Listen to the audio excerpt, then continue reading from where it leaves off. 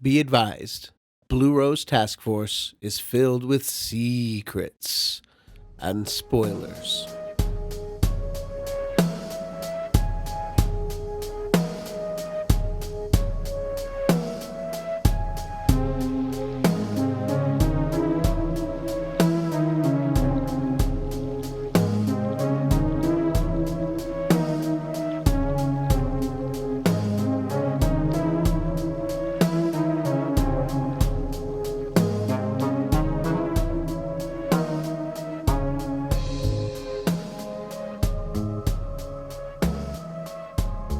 Welcome to the Blue Rose Task Force podcast, where we look deeply into Twin Peaks as a whole, one episode at a time, using the full scope of the show Twin Peaks and all its official media.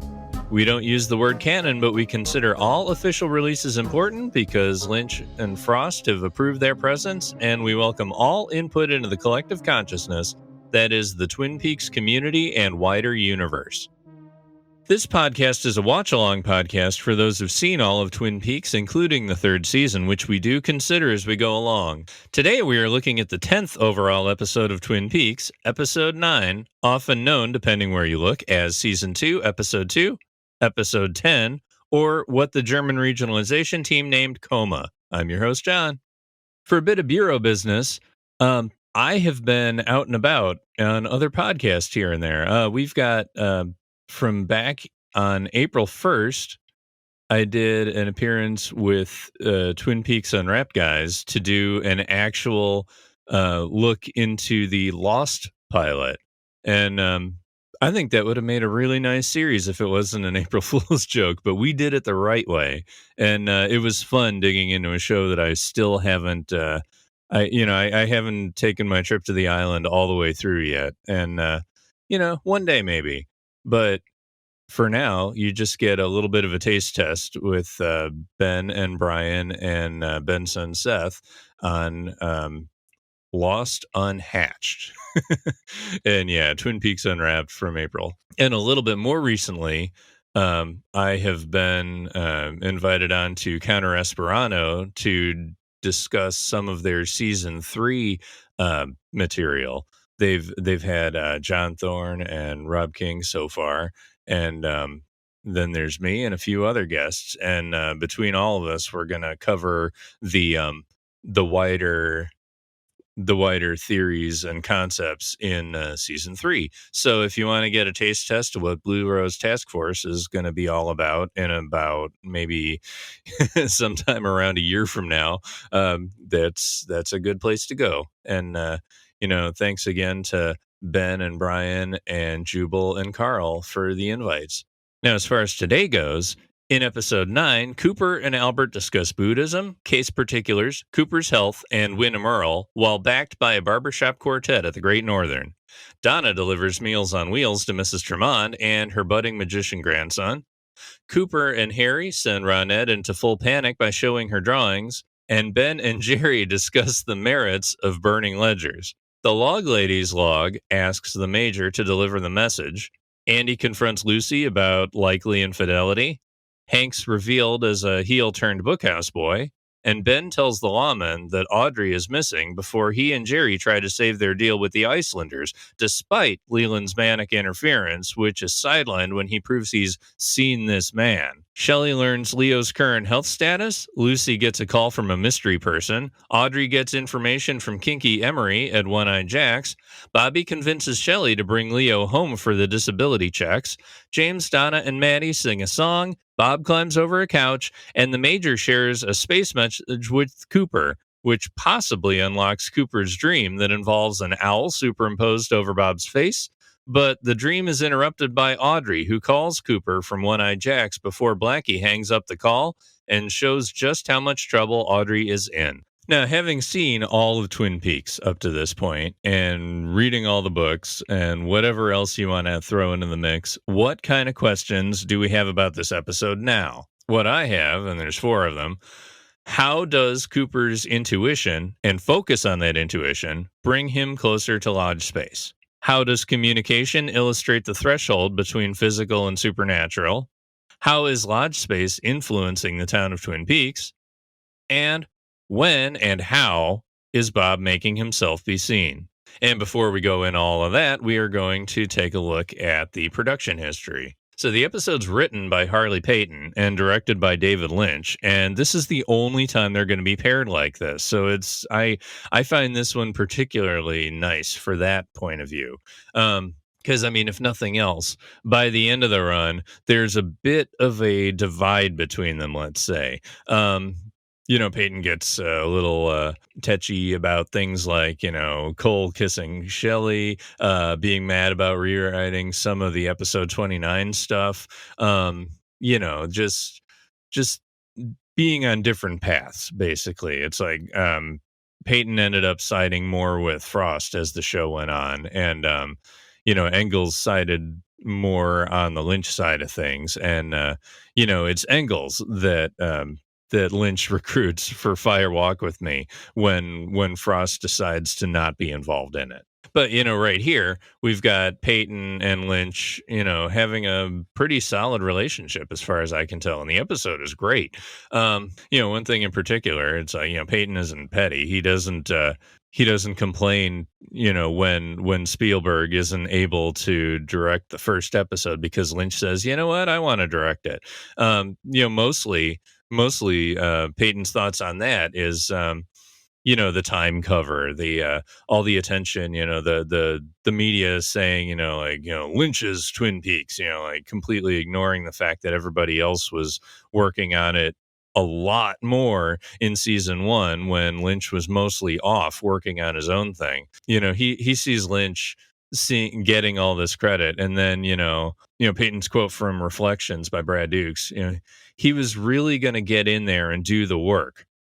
And he really likes Lynch's work ethic and the fact that it's like he's getting all this credit, but now he needs to deserve that credit by working really hard at the beginning of season 2. The script itself was completed on July 18th of 90, and it's the first script that Peyton wrote after he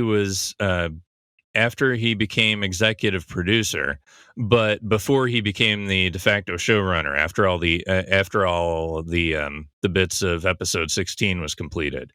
And for my money, Peyton is the Albert writer. So, it's always a joy listening to this stuff. And it sounds like pretty much everything that Albert says at the beginning of this episode came straight from Peyton. Now, there's a couple Lynch specific things here. The barbershop quartet nod, that the reason why that's in there is because he really liked Leslie Linka Glatter's convention, like where the Great Northern has something different every single episode. He definitely wanted to play in that sandbox with all the other directors because he thought that was great.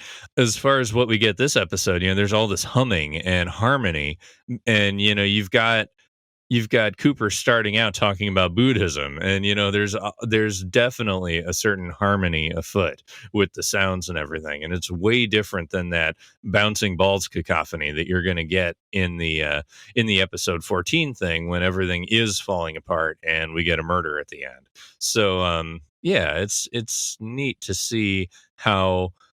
Here's another way that Lynch uses the soundscape to his advantage. Lynch also installed the magic trick part of the Tremonds scene, but talking soundscape some more, Just You was another way for Lynch to include songs, and he's been doing this pretty regularly. Like the Sherilyn Fenn dancing in the double R, because he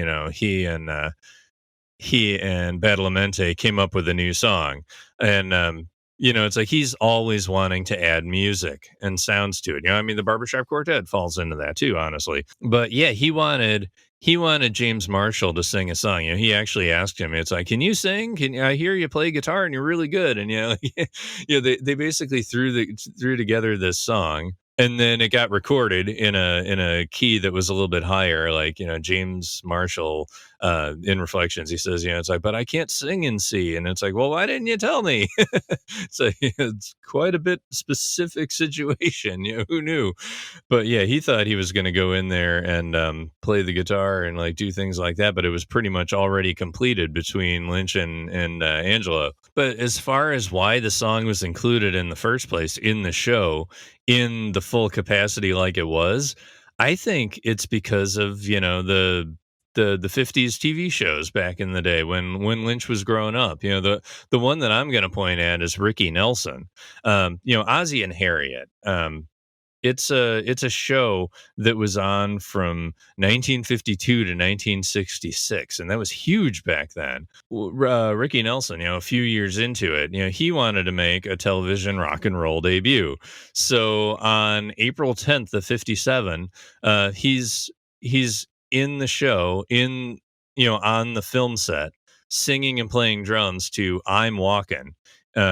It's in the Ozzie and Harriet episode, Ricky the Drummer. Lynch was 6 when the show debuted, and this would have actually happened when Lynch was 11. This was Nelson's big springboard into like being like a musician and that kind of a teeny bopper too, or that what do you call that? Like a heartthrob. And this made kind of a bomb in the culture at the time. So like I think that Lynch being 11 then, and me being a 12-year-old Peaks watcher at the time, it's like the stuff that you absorb at that age is going to stick with you, and it's going to influence you for a very long time. So I think that why we had a song going on in the set of a show is because that's kind of how they always did it back then, and Lynch is trying to capture that magic. And of course we all know his sound, his need for sound at this point. And it all kind of coincided together. As far as when this show aired, when it was finally complete,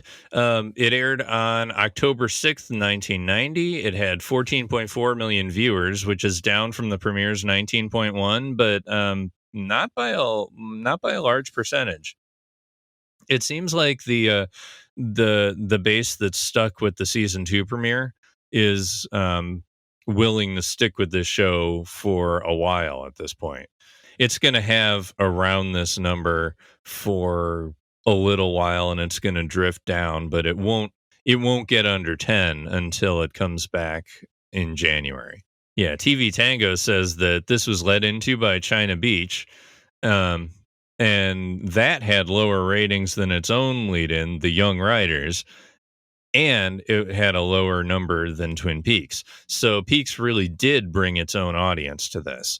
And though in my house, it was most likely followed by Empty Nest, because we watched those kind of shows most of the time as a family on a different network. Then we watched Twin Peaks, and then because I think we're in the Central Time Zone, they move things around a lot, because I know that show was followed by The Young Riders for a very long time. That was an interesting show too, but not nearly as memorable as Twin Peaks was. And I will put in my my apologies to China Beach, because I know it's a fantastic show, and I'm pretty confident that Shirley's Maddy would have had a lot of had a lot of competition for crush status if I'd known about Dana Delaney back then. But I don't know if my preteen self could have handled that then anyway, because I was a little bit too young for Sherilyn Fenn's draw too.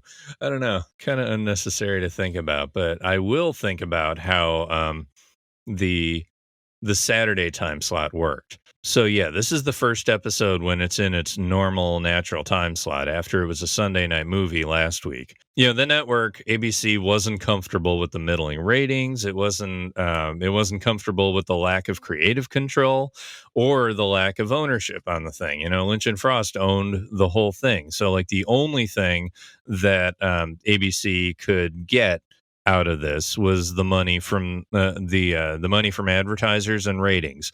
And if it's not getting great numbers, it's like, yeah, put it on Saturday, rather than canceling it and having it being shown on the upstart Fox network, who definitely wanted to get it. And it kind of matches up with why the X-Files was given a chance on Fox, even though it had middling ratings for the first couple seasons. It's like they wanted their Twin Peaks this whole time, and they finally thought they had one. So who knows how that worked on the business side for Fox, but another connection that I kind of feel like, you pay strict attention to those kind of things. As far as how the Twin Peaks side thought about the Saturday time slot, we've got Robert Engels and Mark Frost talking about it in Twin Peaks Behind the Scenes by Mark Altman back in 1990. And, I think there was a little bit of frustration coming out, but also a little bit of propaganda on Frost's side. And for Engels, he says, I feel people will come to trust that hour on Saturday and what it's going to be. It's just a weird thing. You can't look at the ratings and tell who's watching. We're going to keep working as hard as we can and say, here it is. Hope you guys like this. There's always that reaction that we're so quirky or this, or that people will think we're doing weird things just to be weird. And we really don't. My feeling is there's nothing we can do about the ratings as long as we're not saying we're so hip and making fun of the audience. So, we got that sort of like non-answer. And then we've got Frost saying, I think it was actually a very good idea. Everybody says Saturday night is a wasteland and that nobody's home watching television. Yet the research all indicates there are millions of people home watching cable and renting movies. I know my generation is getting too tired to go out on Saturday nights because we're all having babies and sleeping in and getting kind of lazy. So there's no rule that says people can't watch television on Saturdays. It wasn't that long ago that Saturday was the night of Mary Tyler Moore and All in the Family and Bob Newhart, and that was the most watched night of the week. Frost was onto something. I mean, he did the math. He understood the situation, but I also kind of think, he he knew that the times had changed and he was trying to like maybe capture something there. And I mean, maybe he was onto something because the leader in this exact time slot against Twin Peaks was held by Carol and Company, which was basically a reboot of Carol Burnett doing her skit thing with her usuals, Tim Conway and all them. Yeah, I mean, the throwback to that era of TV is the one that could get the ratings that night, and even then, it honestly wasn't that much. But yeah, it was interesting to put those two things up against each other. Yeah, and again, I'll say that being on Saturday night was great because for me, it's like I was a little too young to be working. I was a little bit too young to be hanging out with a ton of people. So I was kind of at the mercy of the TV anyway. And yeah, I mean, having something like this to get, to infiltrate my brain was a really good creative benefit, even though it was scaring the hell out of me. So anyway, we've looked at the show from how it was made and how it was initially embraced by folks. Now we're going to look at the Log Lady intro that happened in 1993 on the Bravo network, back when Bravo was kind of like the independent film channel, and it's Lynch's final response after thinking this is going to be it. As above, so below. The human being finds himself or herself in the middle. There is as much space outside the human proportionately as inside. Stars, moons, and planets remind us of protons, neutrons, and electrons. Is there a bigger being walking with all the stars within? Does our thinking affect what goes on outside us and what goes on inside us? I think it does. Where does creamed corn figure into the workings of the universe? What really is creamed corn? Is it a symbol for something else? So there's a lot in here. Starting out with as above, so below. It seems pretty straightforward that it's the internal and the external, and the TV show up to this point has done this thing where it portrays the internal thoughts externally in like a physical way. The interior space, especially according to Lynch, is exactly the same as exterior reality. I mean, in Twin Peaks, definitely, especially in season 3. And, they're both seen as equally important and equally real. As far as, human beings being in the middle, it's between these two states, the internal and the external. It's like we exist in both areas at the same time. I mean, I know he didn't name the episode Coma, but the in-between state in this episode in particular is, I mean, you've got Ronette and Leo both in this particular in this particular situation where they're between awake and dead, pretty much. This concept really matches with my take on how season 3 is viewed as this neutral frequency between a positive and negative frequency. I didn't realize that, I didn't look at the Log Lady introductions before watching season 3. So, like, this is my first time through really digging into them. So, like, it's interesting to see that Lynch is kind of talking about these concepts here that I've been reverse engineering for a while. So it's kind of neat. And, as a kid, like when I was really young, I remember daydreaming about, like how the cells and planets and the nucleus and the sun, and it's like we're all orbiting like neutrons and electrons. It's like I've always kind of wondered if we were this very small molecule on something huge that we just can't see because we're too small to see it. So it's neat that I'm sort of I've sort of always been on this wavelength. It's not just Twin Peaks that did this to me. It really matches up with Twin Peaks just in general because it's like there's always this fractal approach. I know Bobsy over at Diane Podcast was talking about that in particular on the Final Dossier episode, and it's just like all these concepts. They are the same whether it's extremely small or super wide spanning, all the way up through the unified field. But then we have in here, there's some talks about, it's like, can you influence yourself? Can you influence the outside yourself? And Log Lady says she thinks that we can. And that goes into the whole dreamer thing that Lynch really attaches to. It's like, does our thinking affect what goes on outside of us? Inside ourselves makes a lot of sense because we kind of, it's like our thoughts kind of power the body, and that changes things of how we process things. But changing the outside of ourselves is a lot more like, the magician that longs to see and dreaming, being able to change the dream that you're in. And then kind of like how the Giant and Margaret talk, just in general, then there's like this shift, it's like, okay, we talked about the business part stuff. Now we're going to talk about this little extra thing. And she brings up cream corn. And, eventually in Fire Walk With Me, it's subtitled as Pain and Sorrow. It's like at this point, I think that was already revealed according to Lynch, but like how does cream corn interact with this fractal style of thoughts? It does it in the way that like it's not separate from it; it's part of it too.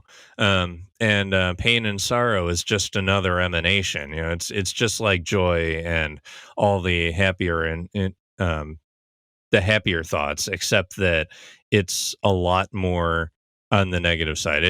It's the thing that the fear wants.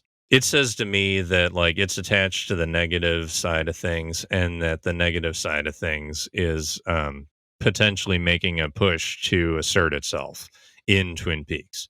All right, so now that we've looked into that, we're going to take a bit of a break and listen to some of our fellow podcasters on the Ruminations Radio Network. Hey kids, it's Don Shanahan from the Cinephile Hissy Fit, one of the podcasts on the Ruminations Radio Network. If you've been enjoying this show, come listen to Will Johnson and I fight it out over cinema's best and worst on Cinephile Hissy Fit. Find us and all the great shows over on ruminationsradionetwork.com. And welcome back. It's time to go back into the episode, breaking it down bit by bit, and we're going to go through those questions that I mentioned at the beginning of the episode. And the first one is, how does Cooper's intuition and focus on that intuition bring him closer to Lodge space? So first of all, you could say that he's been healing himself overnight or something, because Cooper isn't seemingly affected by his gunshot anymore. But, that goes more to weekly TV presentation. It's like viewers weren't expected to pay that much attention to the tiny little details. And, it's like things that, the way our time passes, it's like we would feel that like intuitively, after a week, he would be doing a lot better. So like it doesn't really stick out to us, but it would stick out if they stuck to the continuity and then had Cooper limping around from a gunshot wound for now through the end of episode 16, Arbitrary Law, you know? Like that would get really old. It's like, oh my gosh, this guy's never healing, even though that would have been only 2 weeks and would have been perfectly natural in the real world. You know, think about the earplugs that Cooper ordered last season. You know, it's like 1 week he asks for them, and then the next day in continuity he gets them. So, you know, binging, you notice it, but weekly TV, you wouldn't. It's more a respect of the audience, real time. Now, as far as this episode itself, we've got Cooper and Albert talking about Buddhist tradition at the beginning. And, you know, it's like the happy generation, the first generation that came to Tibet and all that. And, you know, Cooper's really into it. And, you know, Albert's like, you know, it's like, okay, oh, yeah, keep talking. But right now I'm trying to focus on the more immediate problems of our own century right here in Twin Peaks. And Dale's response is, Albert, you'd be surprised at the connection between the two. So, you know, like right off the bat, we get this thing about cycles. You know, it's Lynch's mindset for sure.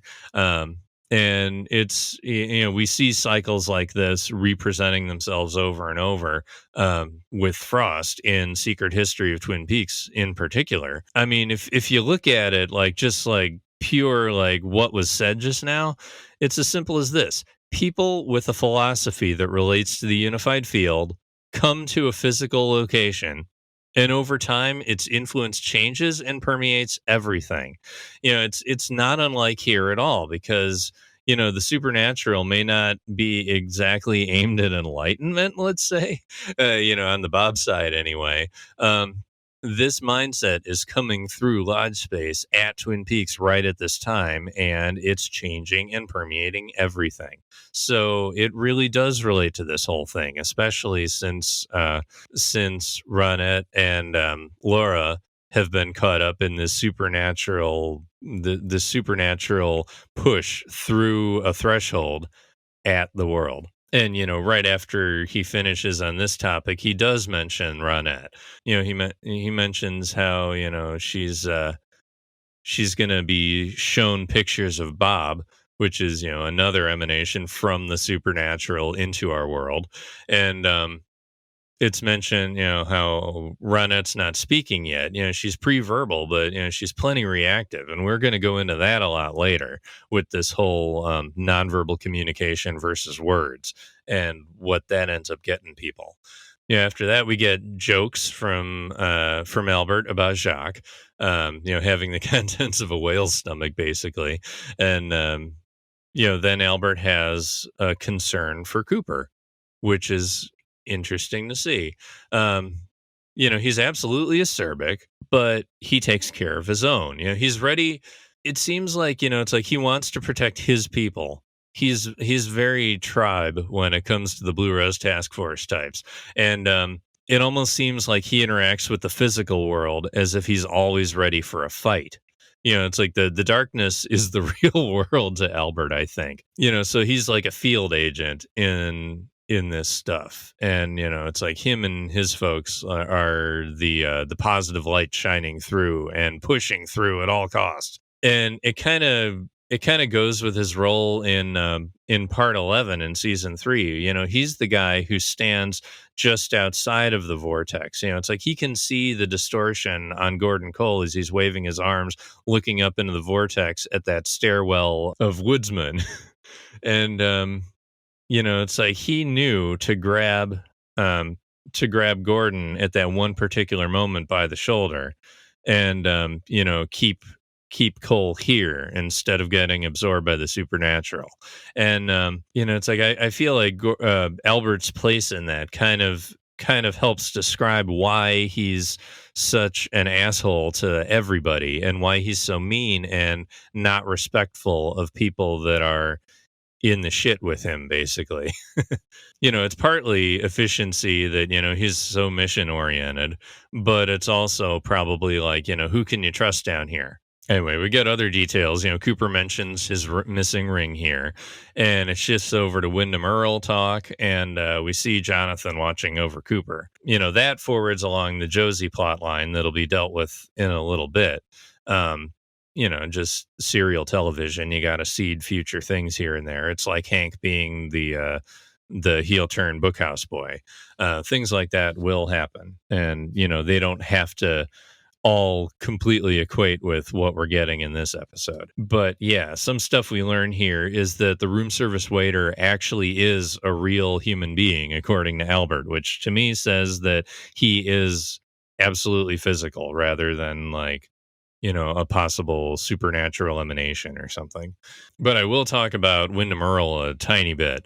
Earl is not set in stone yet. There's no story Bible. I'm going to be there's a great quote from somebody that I can't even remember right now, but it's like they really wanted a story Bible made for Twin Peaks, and yet nobody ever did it for consistency. So, you get this detail that he's retired, and this is even before My Life My Tapes was written by Scott Frost. It's like the furthest Frost had gotten on that at that point was the tapes that we just did an episode on. So the Earl backstory was not really put together. And also I think Mark Frost, at the time, he's a big Sherlock Holmes fan, and he knew that Arthur Conan Doyle would just like make up continuity on the fly, and it wouldn't be internally consistent. It would be basically, details as needed by plot, and you could just change whatever you need to, and don't think too hard about that stuff. Think about the story and the characters first.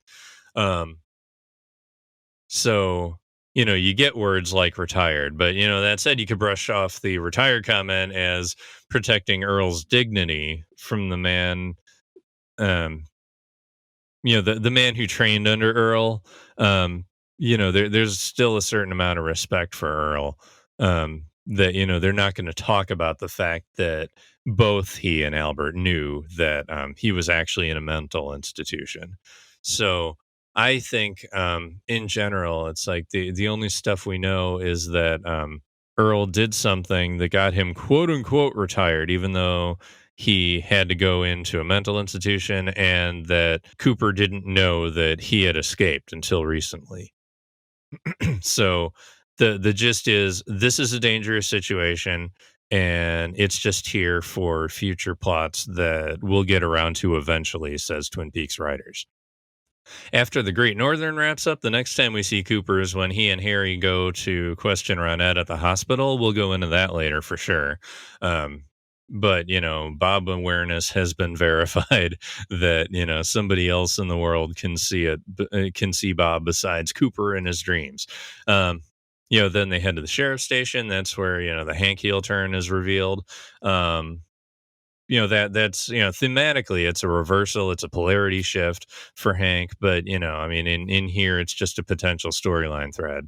But the bigger news is how Ben Horn calls in to talk about how Audrey is missing. And, from this point forward, she's the biggest other preoccupation besides figuring out who Bob is. So, a quick tangent on Audrey, and it's like what we get from her this episode is that she convinces two hospital, she has like a free roam of inside One-Eye Jacks apparently, and she convinces two hospitality girls really weakly in my suggestion. I mean, by my estimation, but that's the speed of plot. You only have so many minutes for a scene, so you just got to do it quick, and these girls end up being like, well, okay, we'll let you do it, even though they probably wouldn't have in a real world situation. So yeah, this is where we get Audrey going in and interrupting Emery's fantasy session. And she doesn't do it in the sex kitten kind of way. She like unplugs the vacuum cord and like ties it around his neck, and she gets all like pretty lethal about it, honestly. She's more actiony about it, and I'm going to read a bit from Harley Peyton in Reflections by Brad Dukes. He says, what happened over the summer was a lot of the actors decided they wanted to make changes to their characters, and Audrey decided she really didn't want to be a sort of fetishized sex object in bobby socks and saddle shoes. She wanted to be more like Katharine Hepburn, and that's the quote, if I remember it. So, here, even though Fenn's got what was a mono? I can't remember. She was sick for a very long time, which is one of the reasons why she has so few scenes in One-Eyed Jacks, and probably why they keep her in there so long. From a practical standpoint anyway, that's why it was. So, that maybe that's why she couldn't run away, because, sure, she's like convincing all these girls to help her and everything. But, like, why didn't she get out? I mean, honestly, though, for Audrey, she was more focused on getting answers. It's like instead of keeping her cards close to her chest, she basically says, like while she's strangling Emery, she says, "I want to know what you know about Emery, Perfume Counter, Laura Palmer, Ronette Pulaski, and One-Eyed Jacks." And then he'll say, "I work for the owner of One-Eyed Jacks," and then she says, "Who is?" And then it repeats twice, which again, there's that whole repeating of two things, or repeating something twice. And the second time he says it, it's the owner of One-Eyed Jacks, and and then who is, and then he finally says your father, and then he says he runs it all. And Emery cops to recruiting through the perfume counter. He cops that Laura slept with Ben, and Laura did know that Ben was the boss and all that, but it comes out that he slept with her, but that she only made it through one weekend there due to drug use, which kind of matches up with what we hear about in the diary. I mean, it seems like it went more than just one weekend, but whatever. I mean, it's close enough for Emery's state of mind at the time. But how she knew that that Ben was the owner at the time. Emery basically says, it's like Laura always got her way. Understand, just like you. And it seems like only right now, after all these parallels to Laura, like, she gets her answers that she wanted, but then she realizes finally that she and Laura are on a very similar path right now. And I think now Audrey figured out, like now she can see just how dangerous it is. Why she was left unattended from this point forward, who can say? It's like she obviously lets Emery go because he's there in her last scene when she's crying, but like why she didn't escape after this whole thing, I don't know. I mean, the only thing we know is that she's dressed in her normal clothes at that point, and that she's crying when that phone call happens. But honestly, that's for later anyway. We've got to talk right now about the next Cooper scene, which is when Major Briggs shows up. So the first thing to notice about the Great Northern scene is that Audrey is still heavily represented in it. We've got Audrey's unread note, and just there on the floor underneath Cooper's bed, near his legs. So, she's right there. And he just isn't able to notice for some reason. So Cooper's talking on his dictaphone to Diane, and he notes about how his former partner, Wyndham Earl, has vanished and that Audrey has gone missing. So there's two different kinds of absences that he's talking about right now. And about Audrey, he says, Audrey's absence touches me in ways I could not predict. I find myself thinking not of clues of evidence, but of the content of her smile. So, I mean, okay, season 3, things not to say to Diane if you're into her, but, whatever, rewrites, retcons, all that kind of stuff is fair game in season 3 especially. At this point, Briggs will knock on the door, but he's bringing a message that he'll get from an earlier scene at the Double R from Margaret's log. So in that scene at the Double R, first of all, there's sounds of Andy with the tape, and it's such long, extended crinkling. Like Andy doesn't even know how to use tape, and it even seems to irritate the Major, because he's looking over like, what is that man doing? It can't possibly be that much incompetence. But the second of all, this is when the Bob Flyer is entering the real world. So, does that possibly facilitate Margaret being there? Does it facilitate anything else? No, not necessarily. But, thematically, now that Bob has entered the world officially, all the supernaturally aligned characters can also start talking about the supernatural. Um, so at the beginning of this scene, we've got Margaret being talked to by Norma. So Norma is setting boundaries with Margaret about her pitch gum. Don't put it on the counters or the walls or anything. And all Margaret does is like swallow her gum and like be silent. So there's another nonverbal communication. And instead of apologizing or anything, she asks the Major if the shiny objects on his chest make him proud. And Briggs, all he says back is achievement is its own reward. And that satisfies her. So they are apparently tuned together on the importance of the real world versus the supernatural concerns.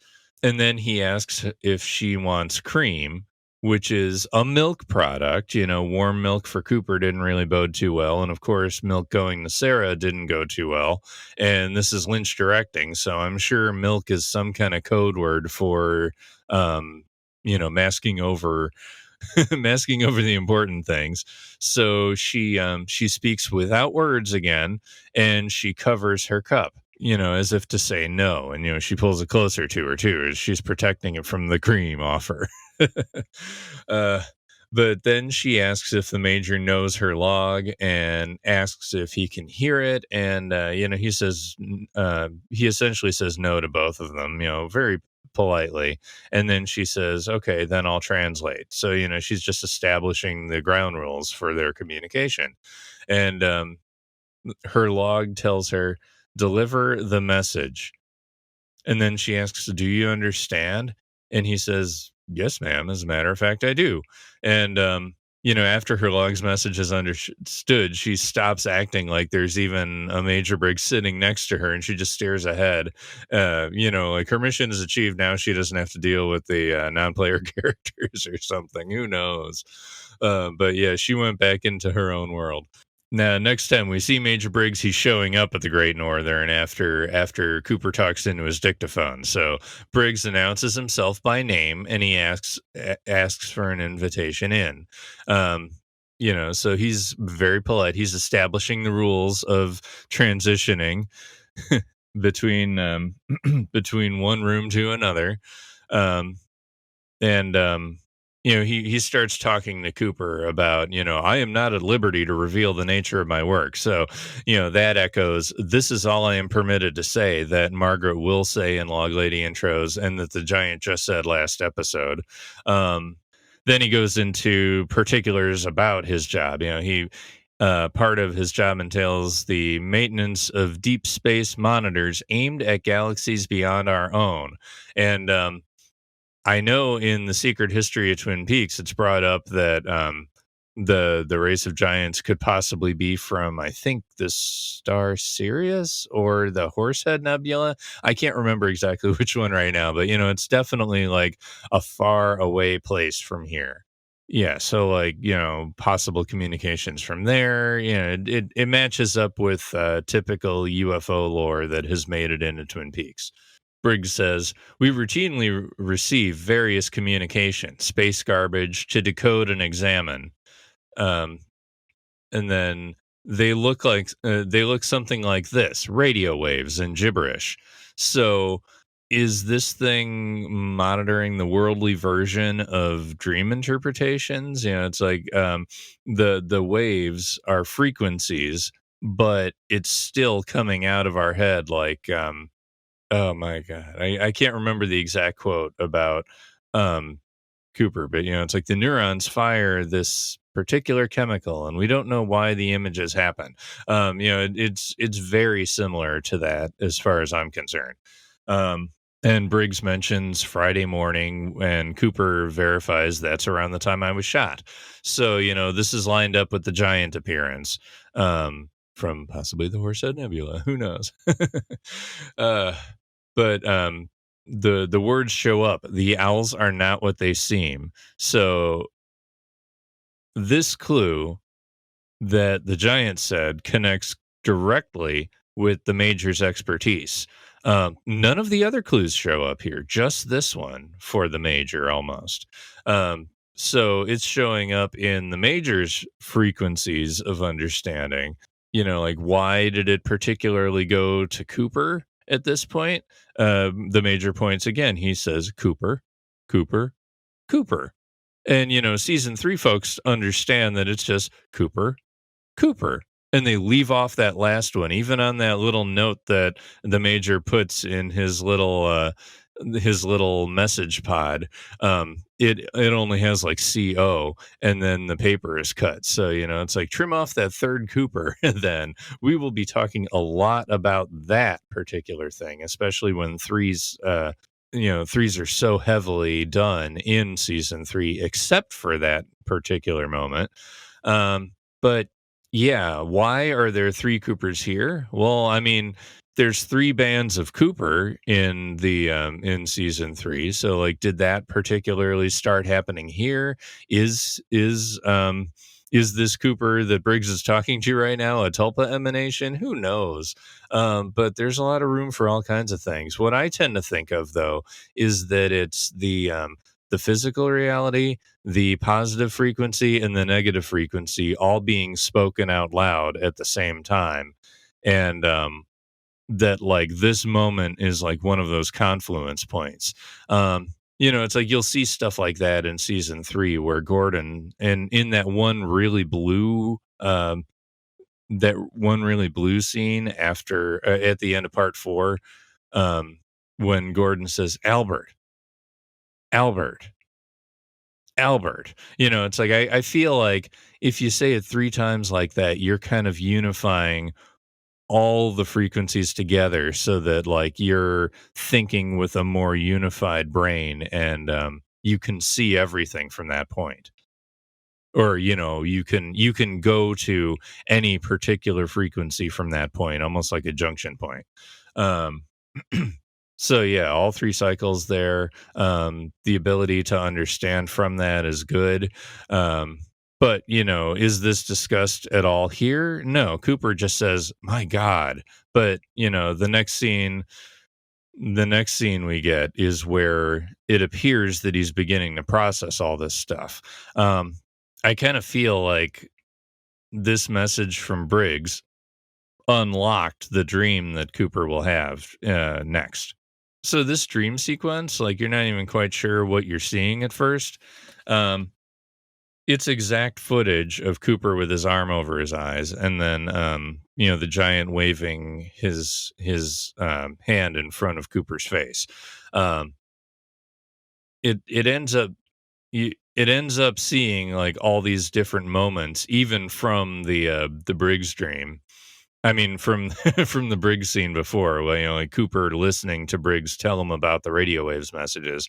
It's all there, jumbled together. It's previous footage, and it's now juxtaposed in this dreamlike way, so that we can associate new meaning. And then it gets followed up by a phone call at the end. So like the structure is actually exactly like the one from episode 2 that Lynch did, where we were introduced to the Red Room dream.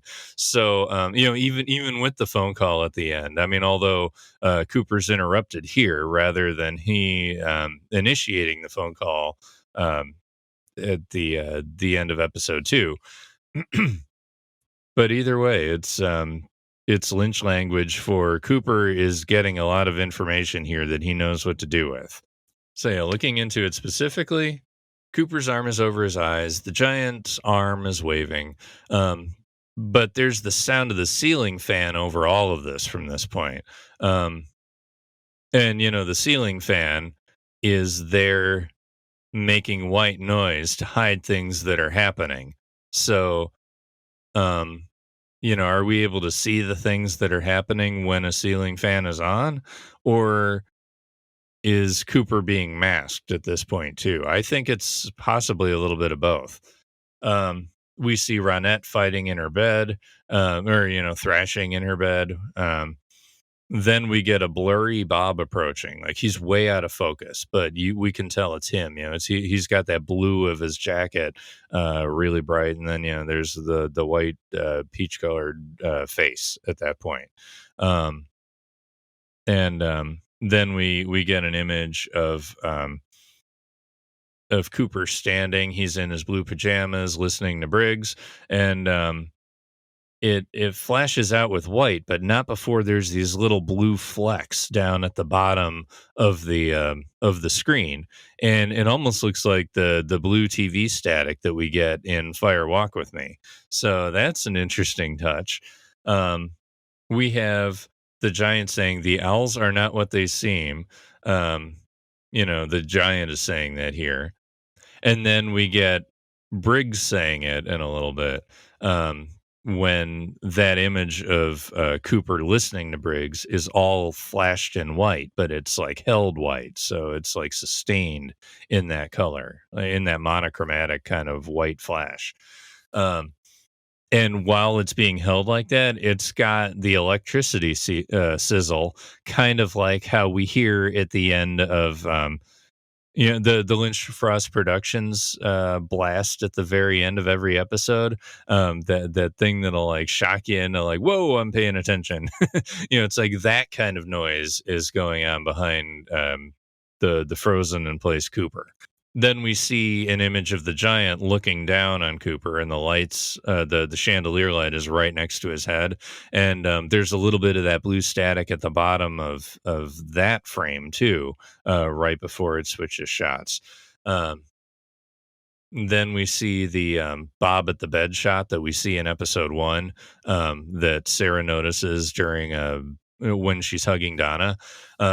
We see that Bob shot, except there's an owl superimposed on his face, and the owl's eyes are at his forehead level. So it's almost like, his the owl is almost the third eye of these supernatural creatures. And per Essential Wrapped in Plastic by John Thorne, we've got Don Davis quoted saying, "The owls were a representation of greater power. It was through the owls in those woods that these entities, be they forces for good or ill, communicated with us and affected our lives. Not that they themselves were the beings, but that they were the tools of those forces." So it kind of gives an idea of like how possession could feel in this universe based on, one of the more spiritually thinking guys who's, Don Davis has a lot of cool energy like that. And I'm glad they kind of imbued his character that way too, that, he's this wise soul that like, can feel these deeper connections like that. And it's not canon what he said, but I mean, it sure rhymes well with everything that we see. Oh, then there's another white flash, and then it goes to Sarah on the stairs with the fan, and it almost feels like the Laura, like the slowed down voice of hers. It seems like it's even more jumbled up than usual. Like her words are more obscured. And then that transitions into a darkness where Bob is actually coming closer, and now he's in focus, and now he's like doing this crazy laughing thing. He's not all the way to Cooper yet, but he's definitely a full presence at this point, and he seems to know something, or he seems to be ready to do something. And then this is where we get interrupted by the phone call. So Cooper's in bed. He's lit with daytime lighting now, arm over his eyes and everything. And we switch over to the other side of the phone call, which is Audrey in front of red curtains. So she kind of like thematically is still connected to the dream space that Cooper knows. And she's dressed in her schoolgirl style instead of any of the instead of any of the lingerie or whatever. And she's got tears in her eyes. So she's like dressed as a schoolgirl, crying like one. And, she asks Cooper, why aren't you here? As if he did get the note and as if he was there a few episodes ago for her rather than his undercover mission. That phrase that Emery said about, Laura, just like you, that seems to really have hit home here. And, she's herself again. She understands finally the danger that she's in. And, she's also under a fear influence because she's stuck in this danger and she doesn't know how to get out. And, Cooper notices the schoolgirl thing and says, Audrey, this is no time for schoolgirl games. I want you home now. And, we've got a want introduced right here. He's not understanding where she is or her situation. She does say she's in trouble, but she'll come home. She said she saw him in a tux. So, I'm pretty sure there's enough context clues to understand that, she was at least at One Eye Jack's when he was on camera. But, at this point, Blackie hangs up the phone and, Emery's behind her off to the left of the screen. And, he's got this Bob style smile and he's out of focus right then. So it's just kind of like, Audrey getting paralleled with Laura by him. And, he's sort of a predator sort of personality. So like he gets the Bob cinematography for a minute. And, obviously this is the cliffhanger for next week's like standard plot.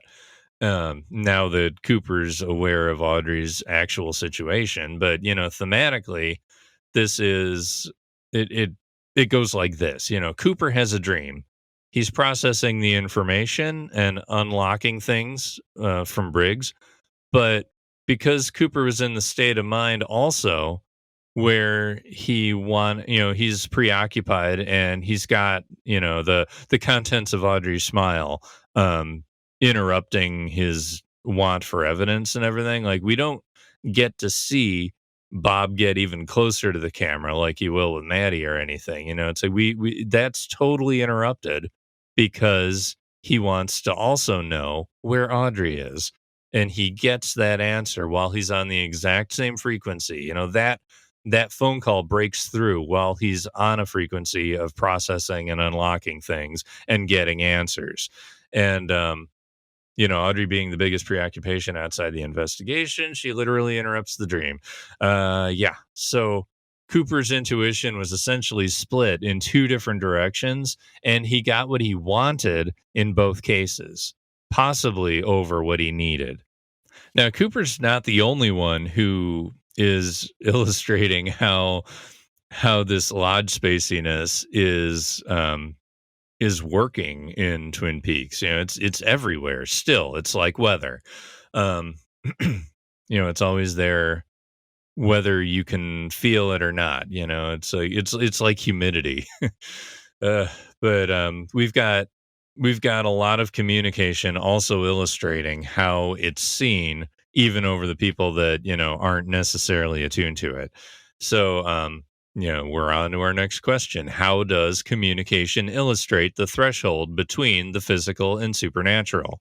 So first off, we've got thresholds being the theme of the day. Most noteworthy, it's with Donna at the Tremonds, which we'll talk about, and Bob and the Bob vision that Maddy has, which we'll also talk about in a bit.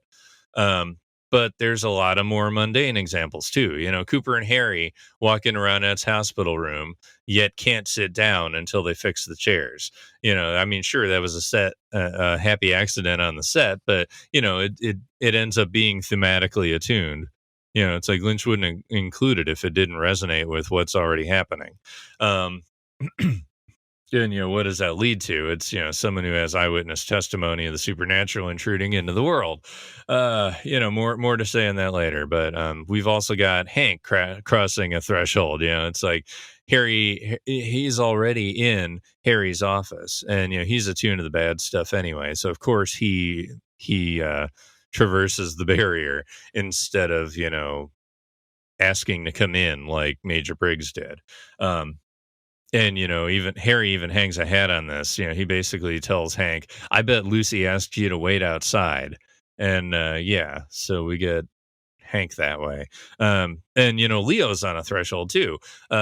Doc is talking to Shelley while Leo is there. I mean, he's in a coma, but there's this circle mirror right above him. And I know Mills and Jasmine talk about that in one of their episodes from Damn Fine TV about how that's how Audrey came out in part 16 into a circular mirror like that. So it's like there's a thematic connection that like people in comas, like they were wondering if Audrey maybe really was in a coma that whole time.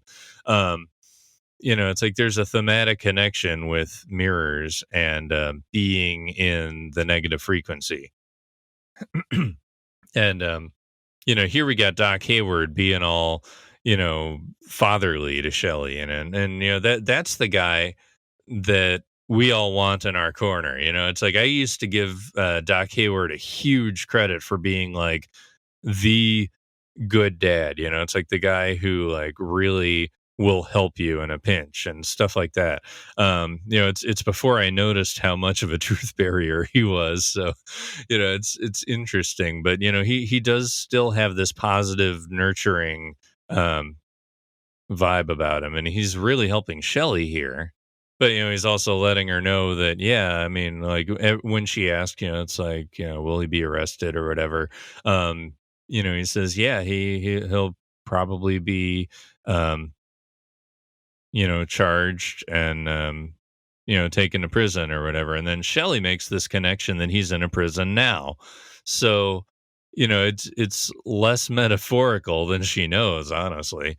But yeah, it's interesting that you hear about Leo being in a prison, whether he's in his coma or not. And then Shelley, she just, later on, she talks to Bobby about how she does not want Leo back in her house. But, she's and Lynch, he's the director. He's he made the scene where Bobby asked her to like turn the dial on the radio. So like we're literally watching a frequency change to a completely different style of music. And it's like that bluesy kind of like, things you dance to when you're like trying to find somebody to be with at a bar. So that's the kind of frequency that Bobby wants out of this conversation. And he says, it's, oh man, get the insurance money. I know this guy who gets, like $5,000 a week or, something like that. And, the disability paycheck is what she ends up going with at the end. And, it's like, oh, Bobby, I'm going to eat you up or whatever. So like, her appetite gets revved up by this bad boy telling her to do dangerous things. And, common sense can't live in that particular appetite anymore. And, it'll be like that with Red in the future too. It's like, this is just Shelley's mode of interacting with Twin Peaks. I've already started to talk about nonverbal communication with like how Margaret covered up her coffee, that kind of thing. But, I mean, there's a lot to be said about communication and miscommunication in this episode, but I think it's less about like people not listening to each other, but like there's these two kinds of conversations going on. There's the verbal kind and there's the nonverbal kind. And the way those two kind of communications interact is where the miscommunication and I mean also understanding comes from the nonverbal, but that's where the miscommunication also is rooted. So it's like a battle between these two kinds of communications. And an interesting thing is when only words are used rather than anything nonverbal, that's where people don't seem to understand. It's like the Horn brothers talk talk out the whole thing about which ledger. It's like they play out this scenario, then they play out that scenario, and it's all in words. And eventually it just ends up leading to like, we have absolutely no idea. Let's get the marshmallows and the hickory sticks. And, Maya McBriar over at her 25YL article, Deliver the Message, Thoughts on Twin Peaks Episode 9, she says, in my opinion, at the core of Ben and Jerry's brotherly love seems to be a shared penchant for mischief. They also delight in each other's quirks. This scene, although brief, embodies that notion, as Ben has no reaction to Jerry's strange and possibly coked out behavior. Instead, Ben's ready with a bag of marshmallows that just happens to keep handy at his desk. It's also impossible not to notice Ben's spotted socks, no doubt a nod to his own uniqueness. The dialogue does feel like a formulaic device that serves simply as a plot preview, but the fun nature of Ben and Jerry's relationship makes it work in an endearing way. So these are the kind of people that work only in words. It's like they're the people that are mischievous or like more aligned with the negative. It's like how and it ends up being more trickster adjacent, but it also ends up being not very helpful. It's like they try to use language later on to explain to the Icelanders what's been going on with the mill fire, et cetera, et cetera. But they find out that Leland has already used his words for it and whatnot. And, words just end up causing trouble because using them alone doesn't really explain any of the nuance. And, in this scene, Leland eventually catches his eye on the Bob flyer, but that's for a little bit later in this discussion, too. We've got Andy pacing outside of the sheriff's department, and then, he comes in and then he talks about, whales and sperm and everything. And, it's like he uses all these words to get to the point of, it's like,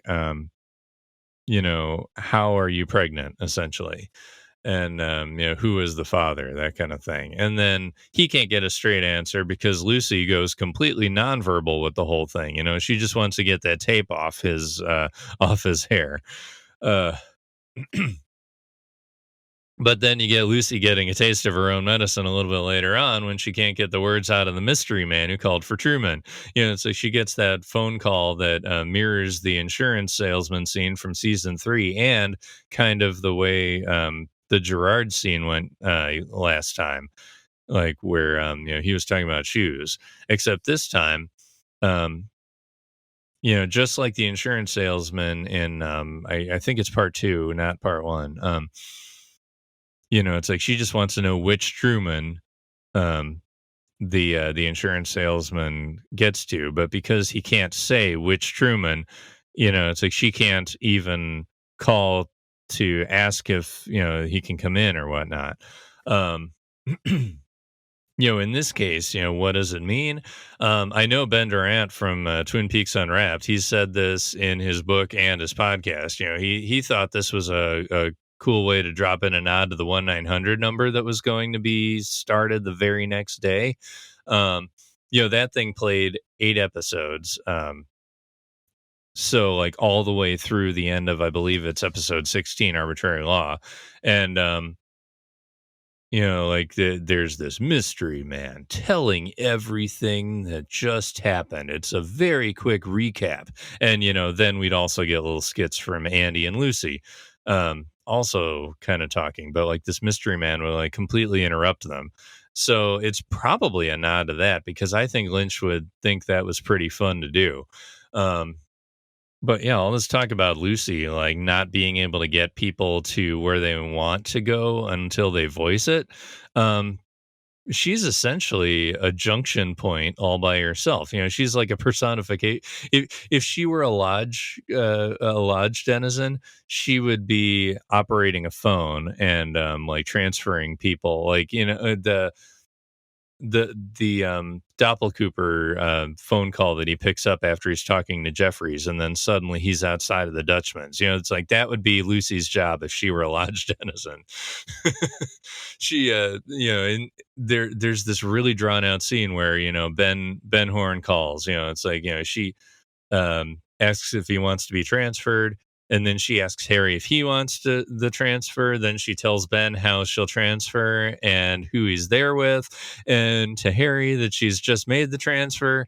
Nothing can be done simply in Twin Peaks. It's like the crossing from one state to another, from one room to another, from one building to another. It all takes work. It all takes a process.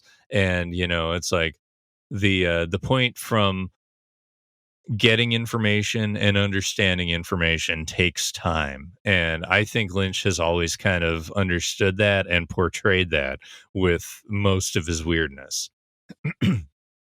But, sometimes it's more than that too. Sometimes it really is a transition from one state of reality to another state of reality. And we're going to see that with some scenes in this episode too. When we get to the next question, which is, how is lodge space influencing the town of Twin Peaks? So now we're getting a little more active. When we're looking at how lodge space is taking a more active role in influencing the town of Twin Peaks, or, the lodge denizens, I mean, obviously we've been talking how Andy posted a Bob flyer, and that might have given the log lady permission to, deliver her message, or her log's message. And, that helps Leland recognize Bob, and that also allows Ronette to relive the murder again, but it also verifies in person for Cooper and Harry that Bob is the main suspect. But it's more than just Bob, and we will be going into Bob last. But before that, we've got this choice scene between Donna and the Tremonds that, I mean, for years, like, all I could remember was Bob climbing over the couch. And, it's like that was the thing in this episode that I didn't want to take a look at. But, I mean, when you get down to it, the lodge space is so few and far between that you kind of have to look at all the characters, especially the ones that only get used here and in Fire Walk with Me. And that is the Tremonds. So the look at their home in the first place, it's a white house. It has two blue pillars, and the door frame is this pastel blue as well. So it's like color coded for the not red version of the Red Room. It's got that bluer color, which means something different for Lynch. Yet on the inside, there's red curtains on both windows. And, I don't know if Pierre being in the beige chair, not the red chair, means anything official. But, based on that Andy Lucy scene in season 3, it probably does too. And, I mean, color coding really makes a difference for Lynch. At the beginning of the scene, Donna is outside, and she's knocking for a while. I mean, eventually she calls Mrs. Tremond by her name, but she never offers her. I mean, the only way that I think the only reason why Mrs. Tremond ever says enter is because she finally says Meals on Wheels. So she's like stating her purpose, at least. And that was enough. And then we only see her like crack the door. We never see her actually walk through it. Is that on purpose? Probably, because on the way out, it's the same thing. As she's entering, the only thing we see is Mrs. Tremond watching her. It's all on Tremond's face. And then like suddenly Donna's already there the next time we see her. It's almost like, maybe this isn't a real state. And there's like some kind of cloud or something. Who knows? But anyway, Donna continues by asking permission. It's like, can I put your meal here? Donna doesn't react strongly one way or the other with Mrs. Tremond's coughing fit. But she is kind of jarred when Tremond's grandson says something. So yeah, I mean, we have Donna's entrance, so she's not thrown immediately. And then there's this framing of the magic trick. The grandson says, sometimes things can happen just like that.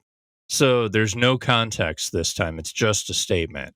Donna's left wondering what it means. And then we get, it's basically, it's almost like a word cycle with his grandmother. She says, creamed corn. Do you see creamed corn on that plate? And then, Donna says yes, and it's 1/3 of the plate. So it's almost like, if we're representing realities here, that's representing the negative side. And then one other thing is representing the positive side of the dream. And then the third part of it is the reality where you use one of those to kind of interpret how you're going through the world. So it's really got a time loop vibe here.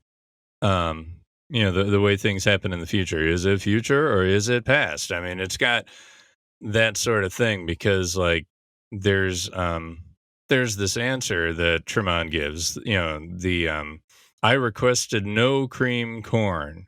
So it's a recontextualized thing. It's like we now have given you another bit of information.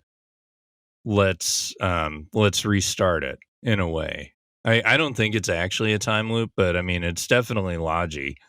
So Mrs. Tremond says, I requested no cream corn. And then she says, do you see cream corn on that plate? Again, second time. And this time, that missing third of cream corn is just gone. And then, just like that, now makes a lot more sense from the grandson. So it's it's like that metaphor I have with the golden shovels. It's like you've got to have two coats and then you can understand. Or, it's like you say something twice and then it can happen. So, it's like, do you see cream corn on this plate? First time it didn't work. Second time it did. And, then you kind of understand what's happening. And Donna looks over and there's cream corn in the grandson's hands. And then when she verifies over at the plate, there's still no cream corn on the plate. But then when she looks back, there's no more corn in the grandson's hands either. And so is Donna officially tuned to being able to believe that these people are whatever they want Donna to see them as? I don't know. But Mrs. Tremond at this point says, my grandson is studying magic. So it's like there's further context for how it could have happened. But is that true? Is that another test of some kind? Donna smiles at her, but for safety, I don't know. But when she looks over at Pierre again, there's absolutely no smile. She's wary of him. Okay, so now the magic trick is over, and it probably gets back into the normal dialogue from this scene that Peyton wrote. Mrs. Tremond asks Donna, who are you? And that kind of reminds me of, it's like, who are you? And then who are you really? It's like Tremond doesn't ask her twice, so she still doesn't really get an answer, I believe. And, Donna, I don't know if this is smart or if this is just her being tentative, but she says, I'm taking over Laura Palmer's place on the Meals on Wheels. So she's saying, I'm a Laura stand-in rather than I am Donna Hayward. It's like no name, just her function through this. And then Donna asks a follow-up question. Did you know her well? And Tremond actually answers her, and she says no. And at this point, we get, we look over at Pierre again, and his eyes are moving, but, it's almost like they're just moving because he's processing something, but he's not going to share it. And this scene absolutely kills me for so many different reasons. Donna is being invited into the supernatural here, she could have been instead of being written to try to find out, who her father is or some storyline that, the writers might have just been shoehorning.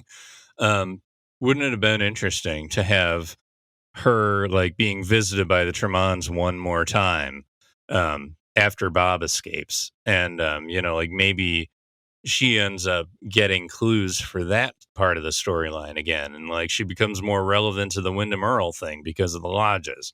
From a writing standpoint, excuse me. From a writing standpoint, I consider that the biggest misstep of the back half of season 2, and when she and Ronette are just shoved completely away from all this.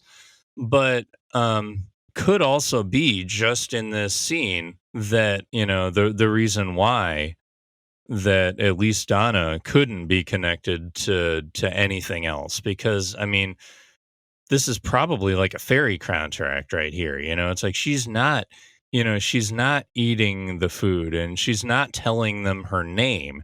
It's like what Lucy says in here with that junction point scene, as I called it. It's like, Donna, we can't transfer you into the lodge space if you don't tell us your name.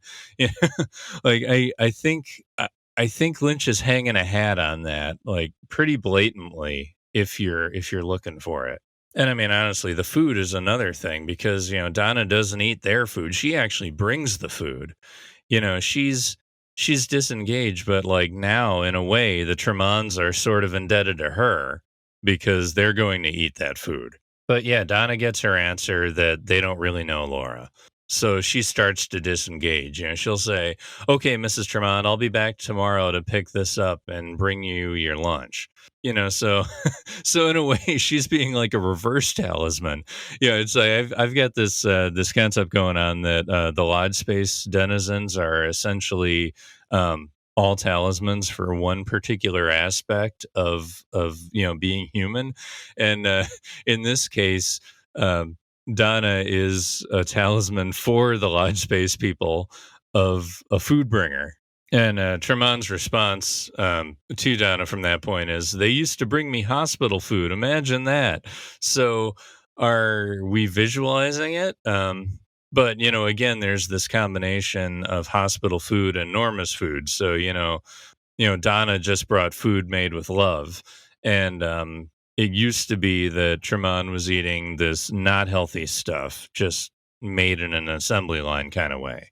And on the way out, like when Donna's actually trying to leave, Tremond calls her back, but all she can do is call her young lady. So physical descriptors only, please. She tells Donna, "You might ask Mr. Smith next door. He was Laura's friend." So she actually answers Donna's question about, did you know her? Maybe it's because of the food offering, but there's also this other way that, it's like, we made it through the magic trip. The magic trick. We had our, discussion establishing the terms that we're permitted to say. And now that that's over, now maybe Tremond's just, doing that thing, like, "Oh, one more thing. There's a hungry horse at Leo's house," or whatever it was, or "There's a clue at Leo's house." It's like after the stuff is established, then you can do like one more helpful bit that isn't part of the permission or not. But right after Mrs. Tremond brings up Harold, Pierre says, "Je un homme solitaire," or like however he pronounces it. I did it more the Andy way. Whoops. But yeah, I mean, is this the grandson reacting to Harold's ending, kind of the same way that Maddy saw the bloody carpet? But I mean, whatever that meant, there's also an explanation of Harold's, terms and boundaries by Mrs. Tremond. She says, "Mr. Smith does not leave his house." And yeah, so I mean, that's kind of a helpful rules of engagement kind of thing right there. So I sort of said it, but when Donna leaves, she does so while we watch Mrs. Tremond and her grandson looking at each other. So again, we're watching the Tremonds reacting to each other rather than watching Donna leave the house. It's like the only thing we see is when she's outside again, she's closing the door. As far as details up to Harold's apartment, there's barely any distance between the Tremonds and Harold's place. So that could be, why they actually know so much about Harold. But yeah, what Donna does here is, she's knocking. She's saying hello and knocking a lot, and no one's approaching the door. So Donna actually writes a note. But while this is happening, we go back inside the Tremonds one more time. So yeah, seeing them inside their apartment again without Donna kind of implies that they exist, whether they're observed or not. And when Pierre says, "Seemed like a nice girl," it's like, do they know that Donna has a bad fate coming up. I mean, she doesn't exactly die. I mean, she almost does with Bob. So who knows? Maybe they are thinking about it that way. But it's also likely that maybe they'll never see her again, and because she didn't attach to their frequency. She didn't do any of the things you're supposed to do if you want to get stuck in a lodge space.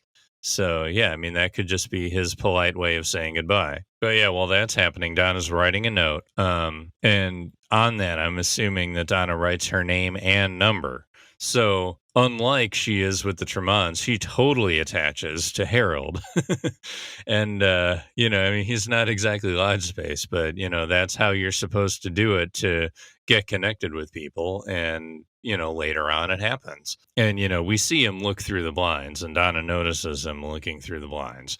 And who knows, maybe that eye contact is another thing that allows him to call later, right around the time Maddy's getting stalked by Bob. But we're not going to go right into that scene because there are a few other places before that where we see Bob in this episode. And that means it's time to look into the big question. When and how is Bob making himself be seen? Okay, so in that first scene, we've got Cooper and Albert talking to each other. Cooper says, we're going to show the picture of Bob to Ronette. And Albert says, has anyone seen Bob on Earth in the last few weeks? So, we're establishing right off the bat that he's not exactly connected outside of the sketch. And then we're on to Ronette. And now I know last episode I was wondering if Bob running through that hospital hallway in that vision that Ronette was having, or in that nightmare, was when she gets attacked and there's the letter underneath the fingernail thing. Obviously that's going to end up being next episode rather than this one. So that was more of a nightmare than it was anything else. I mean, who knows? Maybe it's prognostication again. But what we do get with Ronette is she's nonverbal here. She's staring straight ahead. I mean, she's obviously upset. And when Harry and Cooper are adjusting the chairs and everything, they're apologizing to her. So, it's like they're respecting her space and her time. And, they're like, sorry, Ronette, it's just taking time. But all she can do at this point is answering with blinks anyway. And Cooper gives her a very specific question. Is this the man who hurt you? And, she shakes her head no for Leo. I mean, she should be able to recognize him a little bit better, but based on the exact question, all she needs to do is shake her head and move forward. But then the Bob sketch is actually kind of blurry, and she actually has to line up the sketch with her hand. She reaches with her hand, grabs it, and then puts it more into focus. So she actively works to see this picture. And she's still not directly answering anything. She doesn't say yes, but she does with every action that she has. She convulses. She's attacking with her arms. She's defending herself essentially. Phoebe Augustine at the time, in Reflections with the book by Brad Dukes, she says that Lynch felt bad about her getting bruised during the filming, so he actually put a stick of gum on top of the camera, and he said he said that she could have it when they were done. I don't know exactly how cool that is officially, but she says that's the thing she remembers every time she chews gum. But yeah, she does do a good job with this scene. She's like, try. It's like some people hear her say train. Some people just hear and try to say train. I'm in the camp where she's not really enunciating it at all. And Cooper catches on to what's happening. And, he straight out asks her, are you in the train car? So he knows that, she's having a memory of it essentially, but he knows that she's there, and it sort of feels like it at least rhymes with the question is, where have you gone? So trauma brings you back there even if you're not physically there. And the light gets smashed in this point too, so the source of light that could be shining on her just isn't there, and she's more attuned to the darkness literally. Now, once this is verified, it's not said anywhere, but the Bob flyer starts going up everywhere because it's been verified that Ronette knows Bob and knows that Bob was an attacker. So we get Andy putting up the flyer in the double R, and we get Leland seeing that, do you know this man flyer when he's talking to the horns. And what's happening when he sees that flyer is the horns are basically telling Leland, it's like, okay, we're going to give you a job that you can actually handle that isn't going to make a mess out of everything. And if anything, he's half listening to Ben at this point because he's staring at that flyer, and then he moves slowly towards it, and then eventually he gets over there. But all the way through, Ben and Jerry just not even noticing what he's doing. And eventually Leland holds this sketch up towards his face, almost like it's a mirror. And, he's like actively focusing on it, just like Ronette did. So, it's like you've got to line it up with your eyesight to attune properly. Like there's a transition between getting and absorbing the information. Leland points at it and says, I know him. And now the horns realize that he's on this different track. That we get the information. My grandfather's summer house on Pearl Lakes. He lived right next door. So is it one of those things like how we just saw the Tremonds living right next door to Harold? So, does Lodge Space live next door to people? Or, how Bob lived the next room over from Laura? Either way, however Lodge Spacey you want to get with that, it's signs of a cycle of abuse. And who knows? Maybe Leland's trauma was a strong enough sender that this man who imprinted on him, it's like that's who Leland sees whenever he's feeling that sort of way too. And, Bob could be a talisman of Leland's issues. And, because it's Twin Peaks, it projects physically out that way. And maybe that's how the shape happened. But yeah, so we get more creepy information from Leland. I was just a little boy, but I know him. I have to tell the sheriff about this right away. But, from a TV standpoint, of course, it makes sense to thread this now and then make that happen as a story beat in the next episode, because you can only push storylines so far ahead. But what that ends up doing to the actual chronology is Leland goes missing for quite some time, like almost an entire day. So, what happened? Probably Bob, honestly. One thing he definitely does is he plants the nails under Ronette's fingers sometime overnight. So, yeah, or possibly the next morning before he goes to the sheriff's department. But yeah, how do the horns react to all that? They don't react like it's Lodge Spacey, that's for sure. What Horn does is Ben Horn reacts to it in a way that this is what I feel. This is what I want, but not what I need. So, I think he's being facetious here. He says, Jerry, please kill Leland. So, then Jerry hangs a hat on the dreaminess of the whole thing and says, is this real, Ben, or some strange and twisted dream? And, yeah, it's just like everything else with Twin Peaks. Let's do both. It's real and a strange and twisted dream, all at the same time, interacting with each other. Now, Bob pretty much hangs back for the rest of the episode, except for, of course, right after Just You gets played. Now, when we go into this scene, there's an establishing shot where we have the Hayward's house with James's bike out front.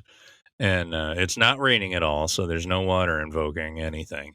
But yeah, they start out with James saying, that was really good. Let's try it again. So this is the second time this song is being done. But space concerns, you can only play a song like that once. Otherwise you're hogging up too much of the episode. So Lynch has to put a point of focus that, this is the second time, this is important. And then there's this blatantly red lamp in the scene too. So, it's like, is that part of the frequency? Probably, based on Lynch. And we know he loves his lamps. Now we got this song that James has. It seems like he wrote it, for Laura, before Donna, and before Maddy.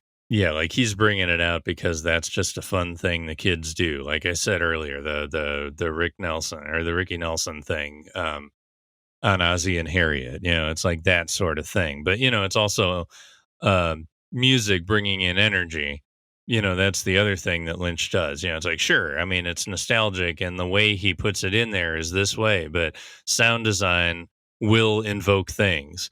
And I mean, this song is about two people, just you and I, but three people are singing. So, one of them by the end of this is going to feel left out. It's like they're, one of them is going to feel absent, like they're not really there, and this song is for others. But in this case, Donna feels like she's not really there, and then Maddy feels like she's not really there after. So it's like they take turns being the absent one.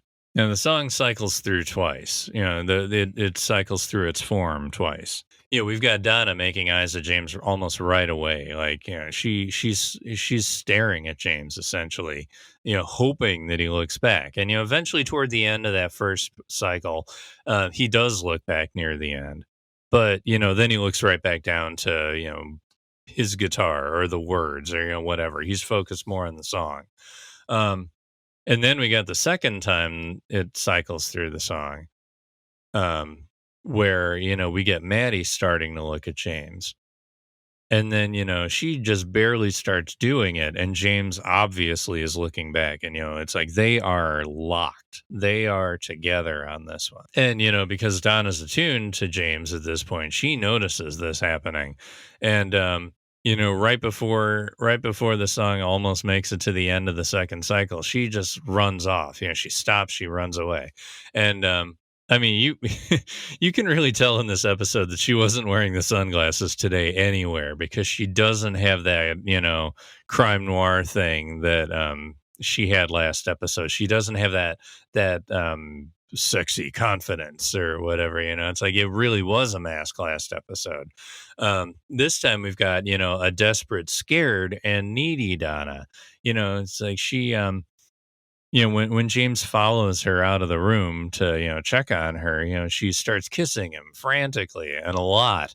It's like she's trying to force a connection between those two.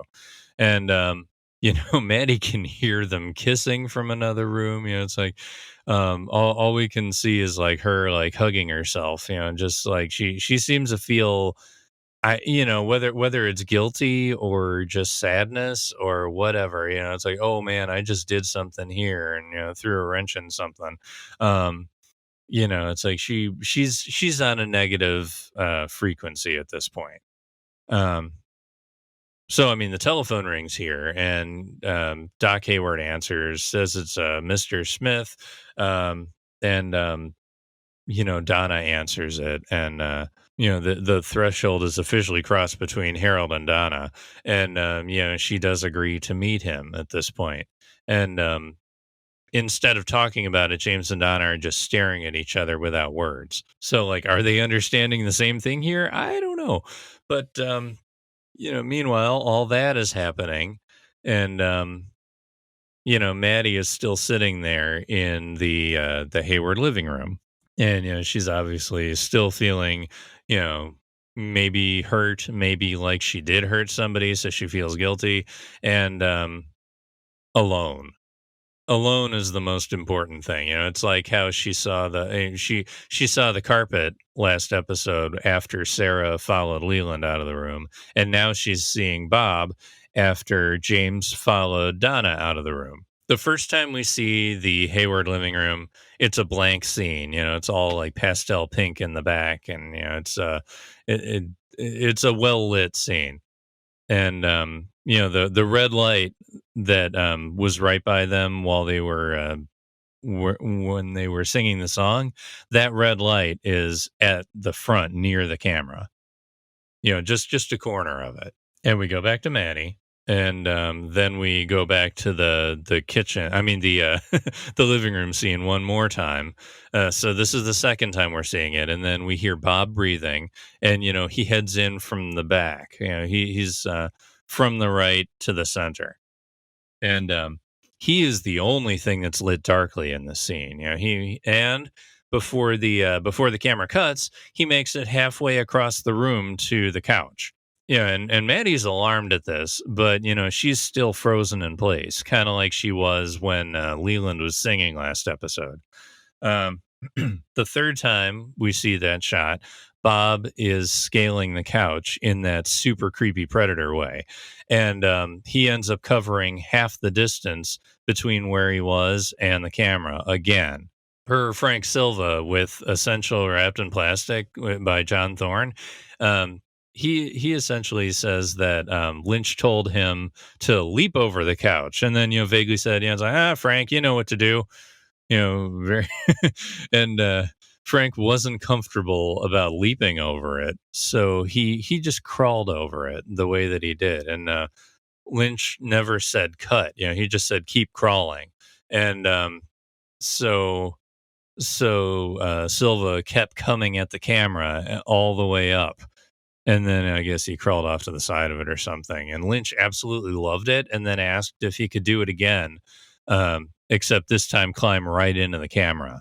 So this thing that scared the hell out of pretty much everybody at the time and left a huge impression on Twin Peaks fandom as a whole, got done in 2 takes, sort of accidentally. So at this point, he's climbed the couch, and it cuts back to Maddy by the time he's halfway between the couch and the camera. And it shows Maddy, she jolts away, but she can't get up. She's still frozen in place. She leans back and jumps back, but can't get on her feet. And the fourth time we look at, or the third time we look at Bob, he actually does cover that last distance all the way up to the camera. And, this is when she finally screams, and that draws Donna and James back. And then, it's like they're hugging her and comforting her. And then she looks back at the dining room scene, and it's the exact same shot as before Bob was there. So it's like he never was. It's like the Philip Jeffries scene. It's like we looked at the tape, he was never here or whatever. Yeah, it's the same kind of thing. As far as Bob goes, we're going to look at it in one more way. There's that hospital scene with Ronette where he charges through the hall and bites at the camera. So we can actually see his teeth. Here we see him doing the same thing with Maddy, except on this incredibly slow speed. And then, both of those, he made it to the camera, but the third person this happens to is Cooper, except that he doesn't, and Bob doesn't get all the way to the camera for Cooper. He gets really close, but then that's when the phone call happens.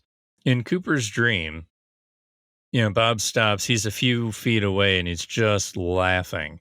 And Sarah saw him too, but it was just the static image of him by the bed. So that's almost more like a residual memory that the room knew or something, that was not actually Bob. That was an embedded memory of Bob. But yeah, I think essentially what would have happened here is with Cooper is, had Audrey not called, I bet Bob would have gotten even closer into Cooper's space as well. And considering he takes Cooper at the end of the season, even though the writers had no idea of that at the time, and I don't think either did Lynch, what we end up getting out of this is it seems like his presence only involves being seen by his future victims. And going back to Maya's article, she says, by the end of this episode, Dale is closer than he realizes to not only finding the killer, but also to his own demise. I've always felt that Bob wants Dale's soul trapped in the Black Lodge as part of his collection. It seemed like he seeks individuals with psychic abilities, or as the one-armed man says, the gifted and the damned. Maybe it just means maybe it's just a means of eliminating those who can see his true face, or maybe it's because he can use those individuals to carry out his sinister plans, or both. And I think that's a great note there. And we're definitely thinking alike on this. It's like, even though Bob never got as close to the camera as he did with Maddy and Ronette, I mean, the intent really seems like it's there. Slow approach, the clarity of features improving. Then all the way until he gets interrupted by that phone call and it broke the dream. What could have happened if that dream hadn't been interrupted? I mean, could it have continued on like, in part 18, there was that phone call in Carrie Page's apartment. It's like, if somebody answered that, it would have broken whatever weird reality they were in, right? So, like, how far could this dream have gone? It's like, would maybe Cooper know that Bob was after him? I don't know. It could have changed his entire way of seeing Bob and working on the case. He could have known that he was a target as well. But, that's all hypotheticals that you can't really prove one way or the other.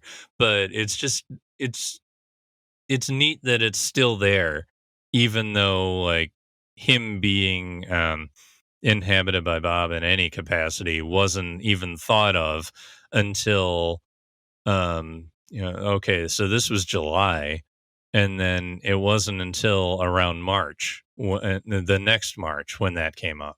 And yet, because Twin Peaks has this internal consistency, we can still work from that and get something out of this connection before it even consciously showed up. We are officially done with episode 9. So, all that's left is the sign-off. You have been listening to the Blue Rose Task Force podcast, a production of Ruminations Radio Network and TV Obsessive Radio. If you resonate with what you're hearing, please subscribe, rate, and review our show. And we would love to connect with you on Twitter at Blue Rose TF Pod, on Counter Social at Blue Rose Task Force Podcast, and Instagram and Facebook at Blue Rose Task Force. You can find me at JPB_Littlegreen on Twitter and John_the_Peaky on Instagram. You can visit ruminationsradionetwork.com for additional great shows such as Retro Futurist Culture and Ruminations of Red Rum, and find any number of classic 25YL Twin Peaks articles and content of many other TV shows at tvobsessive.com.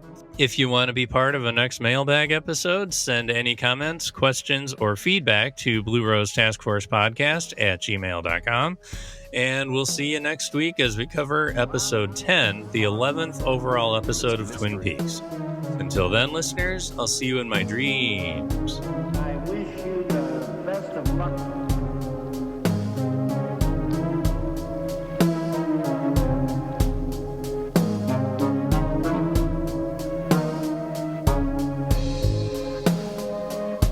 It's a way to kind of deepen and expand the universe that the show takes place in.